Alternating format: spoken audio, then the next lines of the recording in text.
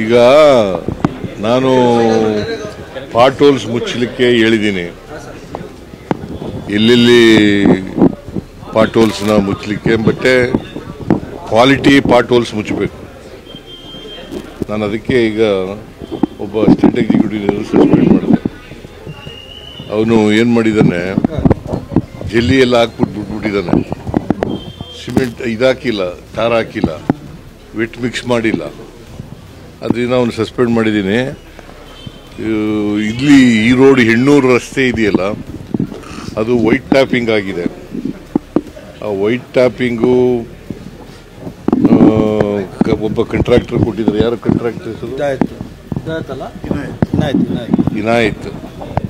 ಅವರೇ ಮೇಂಟೈನ್ ಮಾಡಬೇಕು, ರಸ್ತೆನೆಲ್ಲ ಅವನೇ ಮೇಂಟೈನ್ ಮಾಡಬೇಕು. ಮೇಂಟೈನ್ ಮಾಡಿ ವೈಟ್ ಟ್ಯಾಪಿಂಗ್ ಮಾಡಬೇಕು. ಯಾಕಂದರೆ 1 ಕಿಲೋಮೀಟ್ರಿಗೆ 13 ಕೋಟಿ ರೂಪಾಯಿ ಕೊಡ್ತಾ ಇದ್ದೀವಿ ನಾವು. 2 ಸೈಡ್ನಲ್ಲಿ 7.5 ಮೀಟ್ರು 5 ಕಿಲೋಮೀಟರ್ ರಸ್ತೆನ ಮಾಡ್ತಾ ಇದ್ದೀವಿ. ಸೊ ಅದರಿಂದ ಇನ್ನೊಂದು 30 ದಿನ ಟೈಮ್ ಕೊಟ್ಟಿದ್ದೀನಿ ಅವರಿಗೆ. 30 ದಿನದಲ್ಲಿ ಎಲ್ಲ ಮೋಟಾರಬಲ್ ರೋಡ್ ಆಗಬೇಕು, ಮತ್ತು ಎಲ್ಲ ಗುಂಡಿನೂ ಕೂಡ ಮುಚ್ಚಿರಬೇಕು.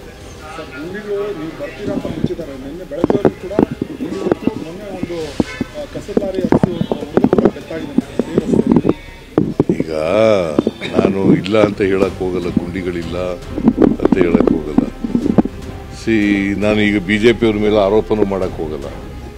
ಬಿಜೆಪಿಯವರು ಮುಚ್ಚಲಿಲ್ಲ ಗುಂಡಿಗಳನ್ನು. ಮುಚ್ಚಿದ್ರೆ ಈ ಪರಿಸ್ಥಿತಿ ಬರ್ತಿರ್ಲಿಲ್ಲ. ನಾವು ರಸ್ತೆ ದುಡ್ಡು ಕೊಟ್ಟದ್ದು ಬಿಟ್ಟರೆ ಅವ್ರೇನು ಕೊಡಲಿಲ್ಲ. ಅದು ಬಿಡಿ ಅದನ್ನು. ಈಗ ನಾವು ಅಧಿಕಾರದಲ್ಲಿದ್ದೀವಿ. ನಾವು ಗುಂಡಿ ಮುಚ್ಚಿ ಮಳೆಗಾಲದೊಳಗಡೆ, ಮಳೆ ಮುಗಿಯೋದ್ರೊಳಗಡೆ ಗುಂಡಿ ಮುಚ್ಚತಕ್ಕಂಥ ಕೆಲಸ ಮಾಡ್ತೀವಿ. ತೇಜಸ್ವಿ ಸೂರ್ಯ ಯಾರು ಸಮೀಕ್ಷೆಯಲ್ಲಿ ಭಾಗವಹಿಸಬಾರದು ಅಂತ ಕರೆ ಕೊಟ್ಟಿದ್ದಾರೆ ಸರ್ ಸಂಸದ. ಯಾವ ಸಮೀಕ್ಷೆ?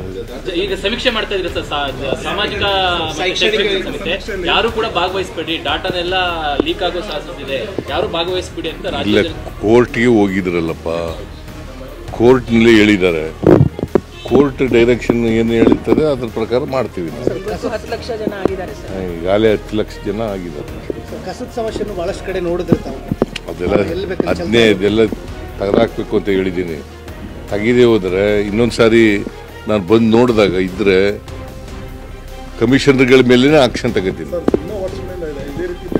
ಇಲ್ಲ, ತುಂಬ ವರ್ಷಗಳಿಂದ ಇರ್ಲಪ್ಪ. ಈಗ ಒಂದು ಮಳೆಗಾಲ ಜಾಸ್ತಿ, ಮಳೆ ಜಾಸ್ತಿ ಆಗಿದೆ, ಅದರಿಂದ ಜಾಸ್ತಿ ಪಾಟ್ ಹೋಲ್ಸ್ಗಳು ಆಗಿದ್ದಾವೆ. ನಂಬರ್ 1. ನಂಬರ್ 2, ಮುಚ್ಚಬೇಕಾಗಿತ್ತು, ಮುಚ್ಚಿಲ್ಲ. ಈಗ ಮುಚ್ಚಕ್ಕೆ ಹೇಳಿದ್ದೀನಿ. ಎಷ್ಟೋ 16,000ದಲ್ಲಿ 4,000ನ ಎಷ್ಟೋ ಬಾಕಿದೆಲ್ಲ ಆಗಿದೆ.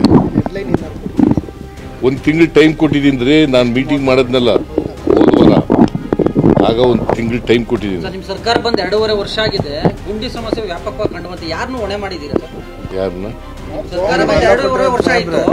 ಈಗ ಗುಂಡಿಗಳ ಸಮಸ್ಯೆ ಪ್ರತಿ ವರ್ಷ ಆಗ್ತದ್ರಿ ಅದು. ಗುಂಡಿ ಪ್ರತಿ ವರ್ಷ ಗುಂಡಿಗಳಾಗ್ತವೆ. ಮಳೆಗಾಲದಲ್ಲಿ ಅದು ಬಂದಾಗ ಗುಂಡಿಗಳಾಗ್ತವೆ. ಅದಕ್ಕೆ ಈಗ ಏನು ಹೇಳಿದ್ದೀನಿ, ಈಗ 5 ಕಾರ್ಪೊರೇಷನ್ಗಳು ಮಾಡಿದ್ದೀವಿ. ಕಮಿಷನರ್ಗಳು, ಚೀಫ್ ಇಂಜಿನಿಯರ್ಗಳು, they will be held responsible.